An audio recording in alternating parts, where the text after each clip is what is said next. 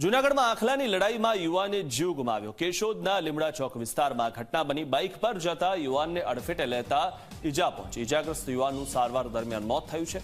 અવારનવાર બનતી ઘટનાથી લોકોમાં ભારે રોષ છે અને રખડતા જે પશુ છે તેનાથી લોકોએ બચીને ચાલવું પડશે, કારણ કે રખડતા જે પશુ છે તેમનું કોઈ જ નિરાકરણ આવવાનું નથી। ભલે કેટલા પણ કાયદા બને, હાઈકોર્ટ કેટલી પણ ટકોર કરે, પરંતુ સરકાર એ બાબતે કોઈ જ કાર્ય કરતી નથી। તંત્ર એ બાબતે નિંદ્રાધીન છે કે રસ્તે ભલે રખડતા ઢોર ફરતા હોય, કારણ કે તંત્રના જે અધિકારીઓ છે તેમના પુત્રોને અથવા તો તેમના જે પરિવારજનો છે તેમને કોઈ તકલીફ નથી, ત્યાં સુધી આ રસ્તે રખડતા ઢોર ફરતા રહેશે અને તે બાબતે કોઈ જ કાયદો ભલે હોય છતાં પણ આ મુશ્કેલી લોકોને સહન કરવી પડશે। લોકોને મોતના મુખમાં જવું પડશે।